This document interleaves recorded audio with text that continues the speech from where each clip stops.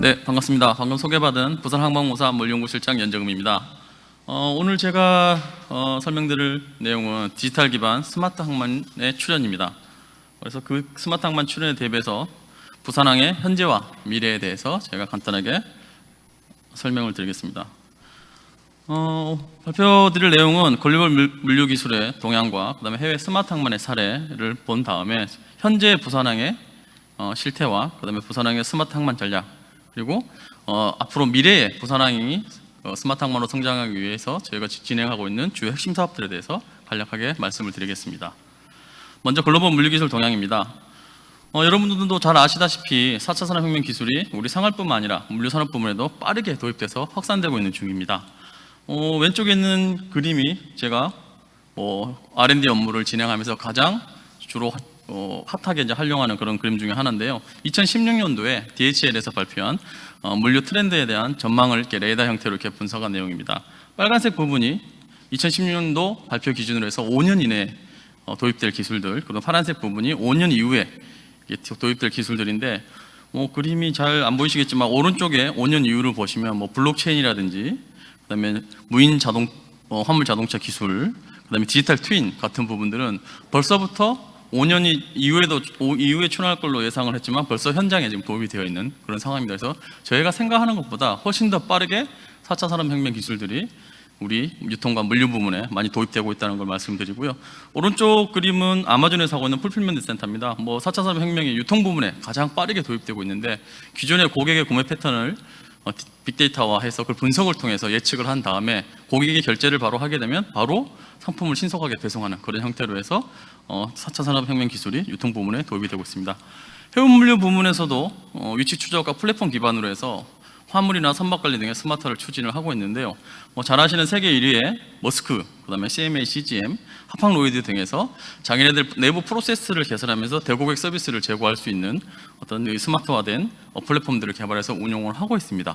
국내 같은 경우는 삼성의 첼로 같은 경우가 자기네들이 생산한 제품을 전 세계로 이렇게 보내기 위해서 이런 플랫폼을 만들어서 운영을 하고 있는데요.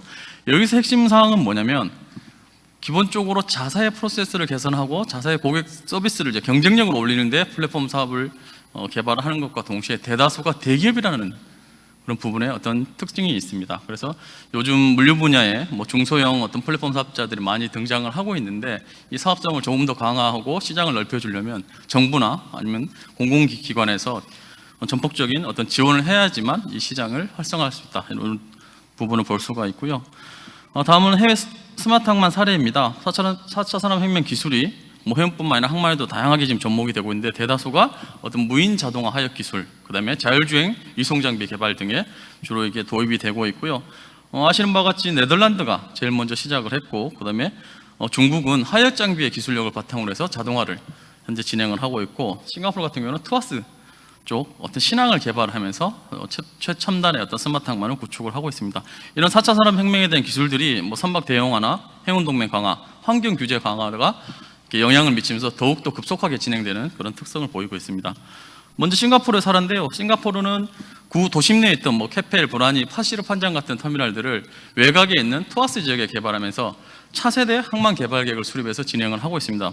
그래서 그 크게 세 가지로 해서 왼쪽 부분에 보이는 이내배기선 중심으로 해서 말라카 해협 또는 싱가포르 항으로 들어오는 수많은 선박들에 대한 어떤 입출항 안전을 이내비게이션 시스템으로 해결을 하고, 기본적으로 항만 쪽에서는 자동화, 무인 자동화된 기술을 통해서 운영을 하고 있고요. 선박과 항만과 그다음에 화물에 대해서 이거를 적시에 어떤 처리를 할 수 있는 그런 플랫폼을 만들어서 운영을 하고 있다는 특징이 있습니다. 특히 트와스 같은 경우는 항만 건설과 운영에 친환경 기술을 도입하고 있는데요. 전기 기계발의 그린 에너지를 사용을 하고 있고, 그다음에 제로 에미션을 달성하기 위한 목표를 정해서 운영을 하고 있습니다. 특히 핵심으로 보실 내용은 오른쪽 편에 있는 디지털 포트, 그다음에 칼리스타입니다.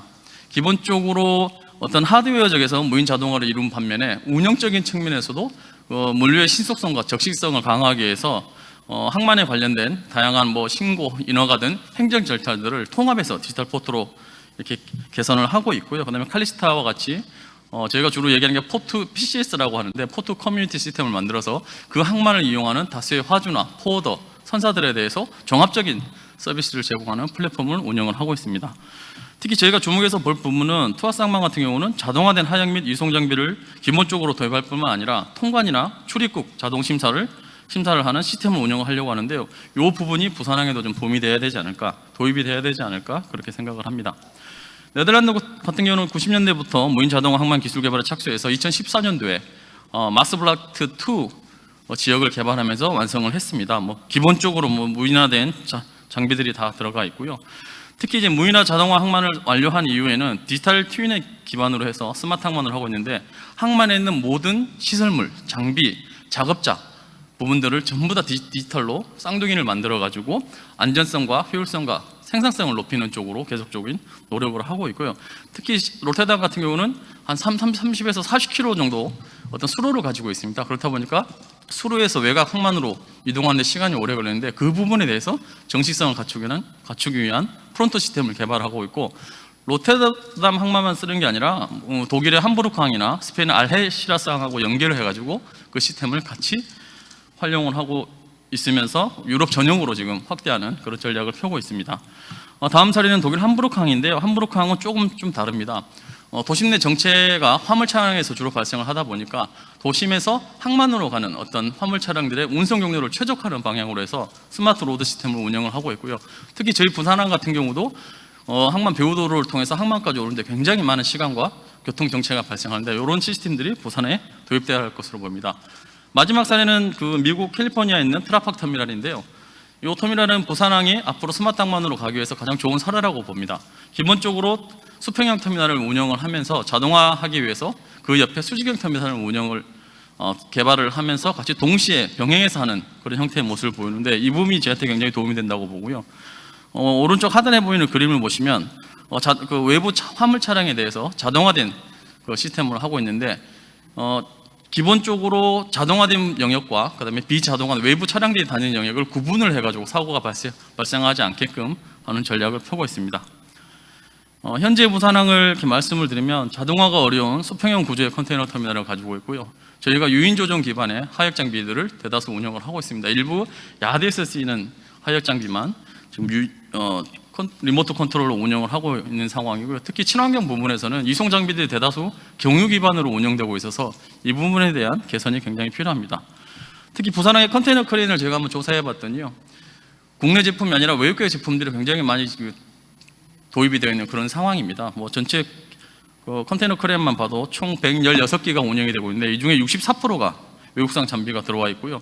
특히 그 장비에 들어와 있는 핵심 부품들을 조사해 보니까 이 대다수가 한 50% 절반 이상이 다 외국산 핵심 부품으로 지금 채워져 있는 그런 상황입니다. 그래서 저희가 스마트 자동항만으로 가기 위해서는 이런 부분에 대한 국산화를 좀 강조를 하고 지원을 많이 해야 될 필요가 있습니다. 항만 배후단지에 입주한 물류센터도 기술력 부분에서 굉장히 낮은 상황인데요. 오른쪽에 보이는 그림을 보시면 거의 평치를 하고 있는 상황입니다. 조금 나은 개선된 쪽을 보시면, 그 밑에 그림을 보시면 렉을 이용해서 화물을 좀 관리하고 있는 모습이 보이고요. 마지막 그림을 보이면 여기 이 물류센터가 아메이 물류센터인데, 여기가 이제 자동화해서 현재 진행을 하고 있고, 유일하게 저희 쪽에 어떤 스마트 물류센터 기술을 도입하고 있는 그런 곳입니다. 전체적인 자동화의 수준을 보시면 저희가 굉장히 낮은데요. 다른 항만들이 4세대 이제 진입하려고 하고 있는데, 저희는 이제 3세대 초반에 있는 그런 부분이고요. 자동화가 도입이 늦은 원인을 노동시장의 유연성이나 관련 법제도가 정비가 부족하다고 얘기를 하는데, 저희가 봤을 때는 어떤 민간이 운영하는 터미널이다 보니까 투자 부분에 굉장히 소극적일 수밖에 없고, 핵심 기술력을 저희가 보유하고 있지 않아서 자동화가 늦지 않나 이렇게 판단을 하고 있습니다. 향후에 저희는 2024년까지 부산항 신항 서컨테이너 부드 2-6을 대상으로 해서 무인 자동화 항만 시스템을 구축을 하고 기술을 검증할 계획이고요. 그 이후에 진해 신항을 대상으로 해서 우리나라를 대표하는 스마트 항만으로 조성할 계획입니다. 저희의 스마트 항만 추진 전략을 말씀드리면 총 6가지인데요. 국내 기술 및 제품 비중을 확대를 하고, 그다음에 하역 장비 자동화 기술력을 확보한 다음에 항만 이송 장비에 대한 자율주행 핵심 기술을 개발할 계획입니다. 그리고 또한 항만 배후단지의 경쟁력 제고를 위해서 스마트 공동물센터를 조성하고 항만 자원 공유 플랫폼을 구축할 뿐만 아니라 로테담이나 싱가포르처럼 디지털 트윈을 적용해서 부산항을 전체적으로 생산성과 효율성을 높이려고 합니다. 미래의 부산항을 보여드리면, 저희는 우선은 우리 중공업과 함께 하역장비 국산화 제작 및 핵심 기술 확보에 지속적으로 노력할 계획입니다. 작년에 제가 2-5단계에 들어가는 하역장비 55기에 대해서 약 2,920억을 투자해서 국내 중공업에 제한 발주를 해서 지금 현재 현대사모, 두산중공업, 한진중공업들이 개발을 하고 있습니다.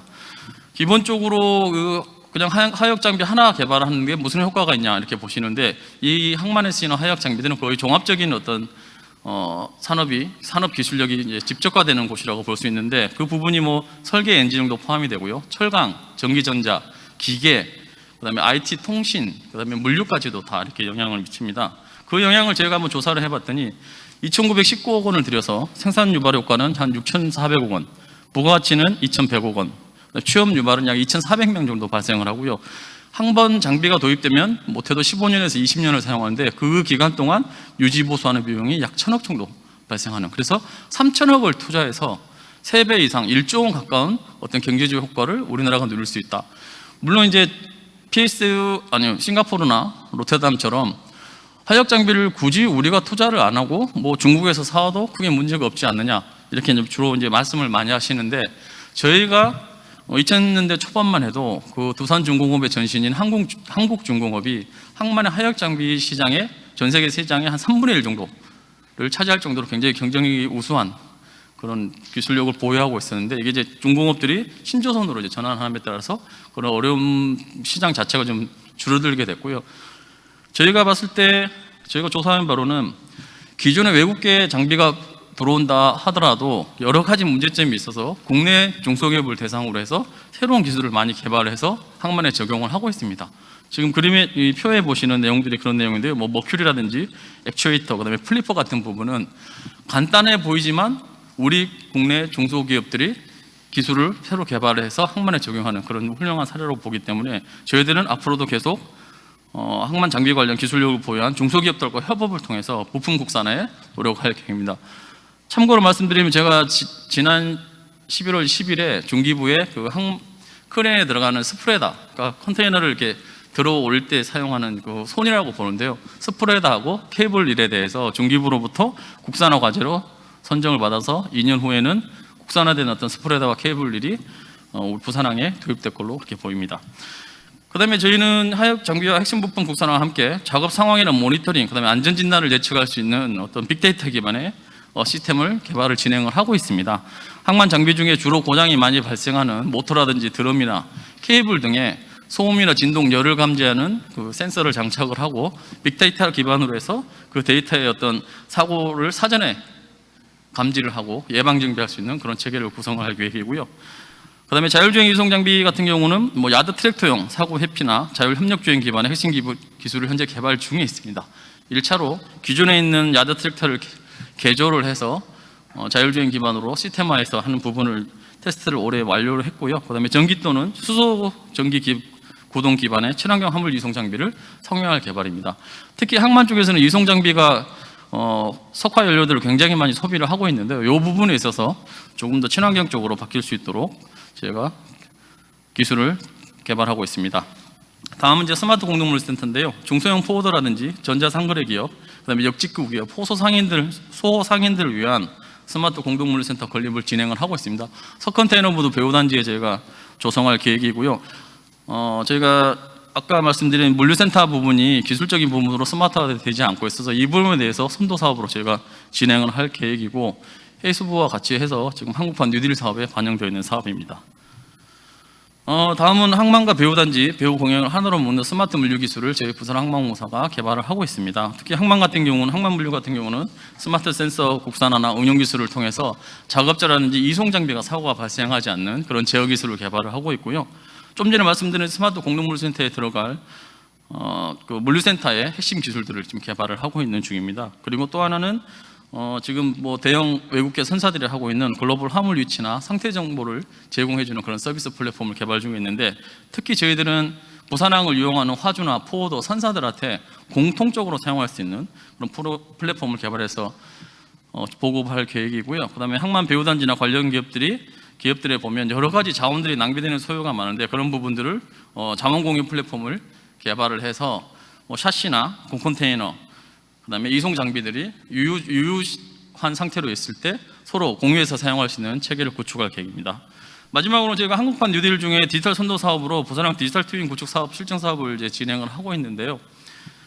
여기는 이제 그 디지털 뉴딜 중에 1순위로 저희가 선정이 돼서 내년도부터 부산항의 선박 입출항 안전성 제고나 터미널 생산성, 그다음에 효율성 제고, 배후 지역과의 물연계성 제고 부분에 대해서 약 한 40억 정도 투자해서 특정 터미널 대상으로 실증 사업에 들어갈 계획입니다. 나중에 향후에는 실증 사업이 끝난 이후에는 해수부와 함께 부산항 전체를 디지털 트윈으로 구성할 계획을 가지고 있습니다.